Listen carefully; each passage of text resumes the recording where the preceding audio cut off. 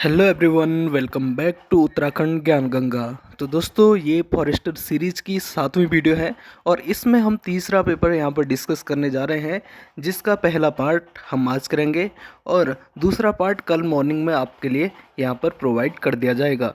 तो इसके पहले पार्ट के 50 क्वेश्चन अभी सॉल्व करते हैं।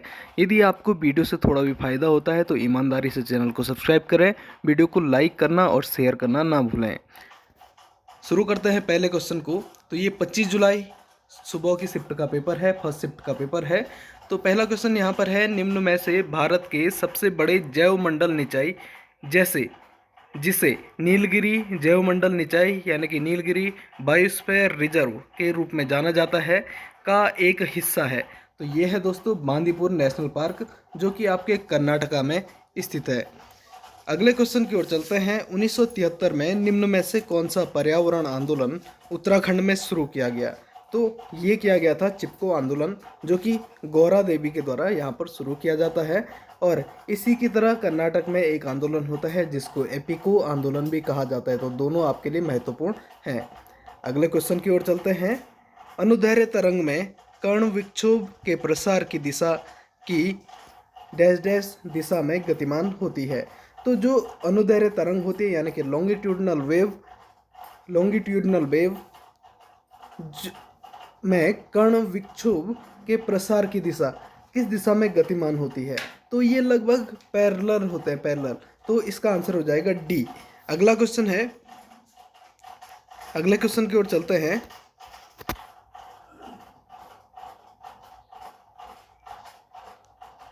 निम्न में से कौन सा विषाणु रोग है? तो शुगर कैन मोजेक वायरस। तो शुगर कैन मोजेक यानी कि गन्ने में कृमि रोग शुगर कैन मोजेक वायरस के द्वारा होता है। तो इसका आंसर हो जाएगा सी। अगला क्वेश्चन है, आवर्त सारणी में कितने तत्वों को समाहित किया जा सकता है? तो अभी तक यहाँ पर 118 कुल एलिमेंट हैं, तो बी इसका सही आंसर हो जाएगा। अगला क्वेश्चन है, प्रोकैरियोटिक जीवों में निम्न में से कौन सा कोशिकांग मौजूद होता है? तो प्रोकैरियोटिक जीवों में निम्न में से राइबोसोम यहाँ पर मौजूद होता है। उसके अलावा ये तीनों मौजूद नहीं होते हैं। ये तीनों किसमें मौजूद होते हैं? यूकैरियोटिक कोशिकाओं में। तो राइबोसोम यहाँ पर उपलब्ध होता है, तो इसका आंसर हो जाएगा ए। अगला क्वेश्चन है, निम्न में से कौन सा व्यावसायिक रोग मुख्य रूप से कपड़े की धूल के कारण होता है? तो ये होता है दोस्तों बाइसिनोसिस। और ये किन लोगों को होता है? जो कपास का काम करते हैं, ठीक है। तो ये होता है कपास के जो छोटे छोटे कण होते हैं, वो जब फेफड़ों में चले जाते हैं तो उससे ये रोग यहाँ पर होता है, बाइसिनोसिस। अगले क्वेश्चन की ओर चलते हैं। हिमालय की नदियाँ जो भाबर पट्टे में लुप्त हो जाती हैं, दलदली क्षेत्र बनाने के लिए पुनः कहाँ से उभरती हैं? तो पुनः ये उभरती हैं तराई क्षेत्रों में। तराई यानी कि जहाँ पर बहुत सारा पानी आपको देखने को मिलता है, ठीक है, उसे हम कहते हैं तराई पट्टी। और भाबर हम उसे कहते हैं जहाँ पर नदियाँ हमको दिखाई नहीं देती हैं, सिर्फ और सिर्फ हमें पत्थर और कंकड़ हमें दिखाई देते हैं, जबकि जो नदी है वो उन पत्थर और कंकड़ के नीचे नीचे यहाँ पर प्रस्थान कर रही होती है। तो डी इसका सही आंसर हो जाएगा। अगला क्वेश्चन है, किसी परमाणु में एक प्रोटॉन और एक इलेक्ट्रॉन के बीच विद्युत बल और गुरुत्वाकर्षण बल के अनुपात का मान क्या होगा? तो ये होगा 2.4 × 10⁻39। अगले क्वेश्चन की ओर चलते हैं। 3 किलोग्राम द्रव्यमान और 40 सेंटीमीटर त्रिज्या वाले एक खोखले बेलन का कोणीय त्वरण कितना होगा यदि इसे 30 न्यूटन के बल से खींचने के लिए इसके चारों ओर नगण्य द्रव्यमान की एक रस्सी लपेटी जाती है? तो इसका आंसर हो जाएगा दोस्तों बी। अगले क्वेश्चन की ओर चलते हैं। भूपर्पटी में निम्न में से कौन मुक्त अवस्था में मौजूद होता है? तो प्लेटिनम यहाँ पर मुक्त अवस्था में मौजूद होता है, तो बी इसका सही आंसर हो जाएगा। अगला क्वेश्चन है, किसी गोली दर्पण द्वारा निर्मित प्रतिबिंब की ऊंचाई और वस्तु की ऊंचाई के अनुपात को क्या कहते हैं? इसको कहते हैं मैग्निफिकेशन या आवर्धन। अगला क्वेश्चन है, पशुओं के द्वारा खोल, हड्डियां और दांत बनाने के लिए निम्न में से किस घटक का उपयोग किया जाता है? तो फास्फोरस का यहाँ पर उपयोग किया जाता है, तो ए इसका सही आंसर हो जाएगा। अगला क्वेश्चन है, सोलर कुकर में निम्न में से किस तत्व का प्रयोग किया जाता है? तो सिलिकॉन का यहाँ पर प्रयोग किया जाता है, तो ए इसका सही आंसर हो जाएगा। अगला क्वेश्चन है, द्रव्यमान और आयतन के अनुपात को क्या कहा जाता है? तो द्रव्यमान और आयतन के अनुपात को डेंसिटी कहा जाता है, यानी कि घनत्व कहा जाता है। अगला क्वेश्चन है, वोल्टेज मापते समय पोटेंशियोमीटर द्वारा कैसी धारा ली जाती है? तो ये ली जाती है जीरो करंट, यानी कि एक भी करंट नहीं यहाँ पर नहीं लिया जाता है वोल्टेज मापने के दौरान। ठीक है, तो ये इसका सही आंसर हो जाएगा। अगला क्वेश्चन है, निम्न में से वो कौन सा सहजीवी जीवाणु है यानी कि सिम्बायोटिक बैक्टीरियम है जो पृथ्वी पर वायुमंडलीय नाइट्रोजन को स्थिर करता है, यानी कि इसका क्या करता है, फिक्स करता है, एटमॉस्फेरिक नाइट्रोजन को क्या करता है, फिक्स करता है। तो ये है राइजोबियम, सभी को आंसर पता है, दाल फैमिली की जड़ों में गांठों के रूप में यहाँ पर पाया जाता है। अगला क्वेश्चन है, वो कौन सा कीटनाशक रसायन है जिसने द्वितीय विश्व युद्ध के दौरान सैनिकों और नागरिकों को मलेरिया से बचाया था और अब स्टॉकहोम सम्मेलन में दीर्घ स्थायी जैव प्रदूषक यानी कि POP के रूप में सूचीबद्ध है? तो ये है DDT, और DDT का फुल फॉर्म भी आपसे पूछा जाता है, यहाँ पर लिखा गया है डाइक्लोरो डाइफिनाइल ट्राइक्लोरो इथेन। ठीक है, तो यहाँ पर लिखा गया है, तो ये इसका सही आंसर हो जाएगा। अगला क्वेश्चन है, स्तनपान के प्रारंभिक दिनों में शिशु की रक्षा के लिए माँ द्वारा स्रावित पीले रंग का तरल निम्न में से क्या है? तो ये है दोस्तों कोलेस्ट्रम, तो इसको हम नवदुग्ध भी कहते हैं, तो डी इसका सही आंसर हो जाएगा।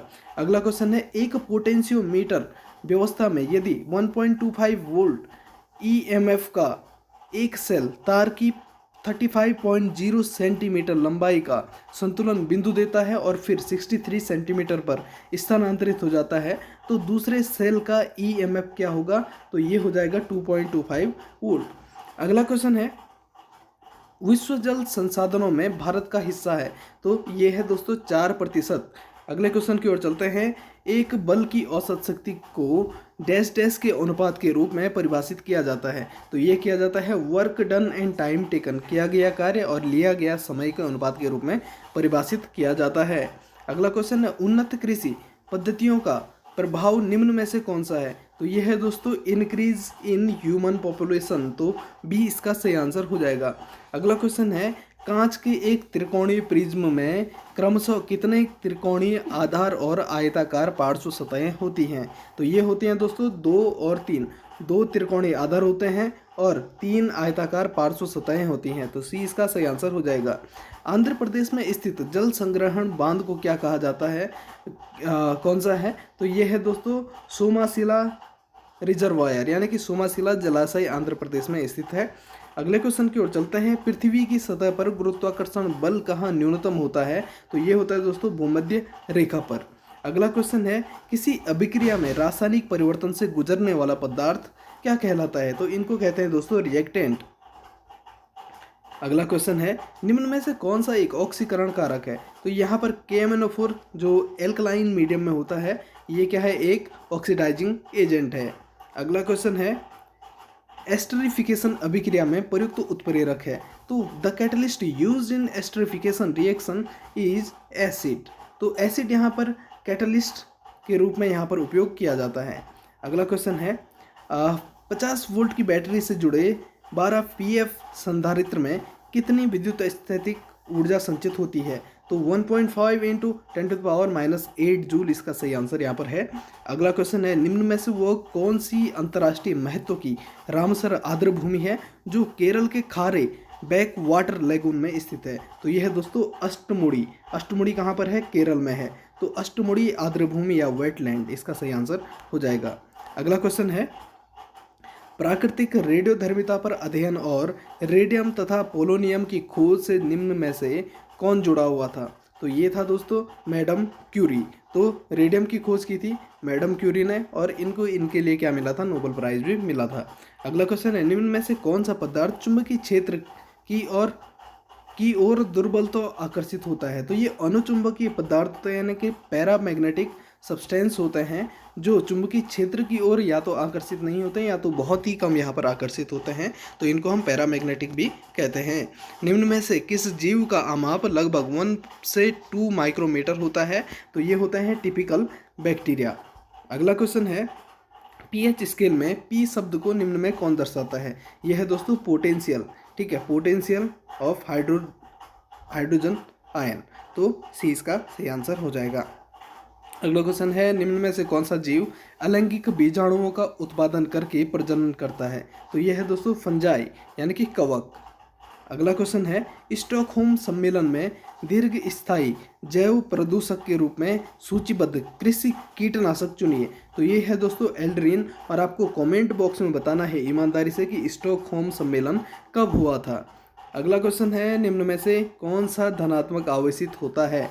तो ये होता है दोस्तों हिस्टोन। तो हिस्टोन क्या है, एक प्रोटीन है जो कि धनात्मक आवेशित होता है। अगला क्वेश्चन है निम्न में से किसे लोह चुंबकीय पदार्थ माना गया है। तो ये है दोस्तों लोडस्टोन। तो लोडस्टोन क्या है, एक चुंबकीय पत्थर है, ठीक है, जिससे कहा जाता है कि चुंबक की खोज हुई है, तो इसे चुंबकीय पदार्थ लोह चुंबकीय पदार्थ भी माना गया है। अगला क्वेश्चन है यौगिक में मौजूद विभिन्न परमाणुओं के सबसे तरल पूर्णांक अनुपात को निम्न में से कौन दर्शाता है। तो ये दर्शाता है दोस्तों एम्पिरिकल फॉर्मूला या मूल अनुपाती सूत्र। अगला क्वेश्चन है निम्न में से किसे कार्बोलिक अम्ल के नाम से भी जाना जाता है। तो फिनॉल को कार्बोलिक अम्ल के नाम से जाना जाता है। अगला क्वेश्चन है तांबे पर हरे रंग का विलेपन निम्न में से किसके द्वारा दर्शाया जाता है। तो ये होता है दोस्तों करोइजन यानी कि संक्षारण। अगला क्वेश्चन है पृथ्वी पर मनुष्यों के उपयोग करने योग्य मीठे पानी का औसत प्रतिशत कितना है। तो यह है दोस्तों 1% से भी कम यानी कि लेस देन 1%। अगला क्वेश्चन है किसी ईंधन में मुख्य घटक कौन से हैं। तो ये है दोस्तों ईंधन में कार्बन और हाइड्रोजन। तो बी इसका सही आंसर हो जाएगा। अगला क्वेश्चन है यांत्रिक रूप से साम्य प्रणाली के लिए उस प्रणाली पर कार्य करने वाले बलों के घटकों का योग क्या होना चाहिए। तो 0 इसका आंसर हो जाएगा। अगला क्वेश्चन है which water plant is notoriously known as terror of Bengal. तो किस जलीय पौधे को बंगाल का आतंक कहा जाता है। तो ये वाटर हाइसिंथ यानी कि जलकुंभी को कहा जाता है। अगला क्वेश्चन है क्रिस्टलीकरण के जल के संदर्भ में कॉपर सल्फेट की एक सूत्र इकाई में जल के कितने अणु मौजूद होते हैं। तो 5 अणु यहाँ पर मौजूद होते हैं। तो यहाँ पर आंसर हो जाएगा बी। अगला क्वेश्चन है भारत के किस राज्य में आर्द्र भूमि का सबसे अधिक क्षेत्रफल है। तो यह है दोस्तों गुजरात में। तो बी इसका सही आंसर हो जाएगा। अगला क्वेश्चन है चूने के पत्थर का आणविक सूत्र क्या होगा। तो कैल्शियम कार्बोनेट, इसे हम कहते हैं CaCO3। तो बी इसका सही आंसर यहाँ पर हो जाएगा। अगला क्वेश्चन है निम्न में से किस संरचना में 68% संकुलन दक्षता है। Which of the following structure has 68% packing efficiency. तो यह है बॉडी सेंटर्ड क्यूबिक, और ये आपका 11th-12th में आपको मिलेगा।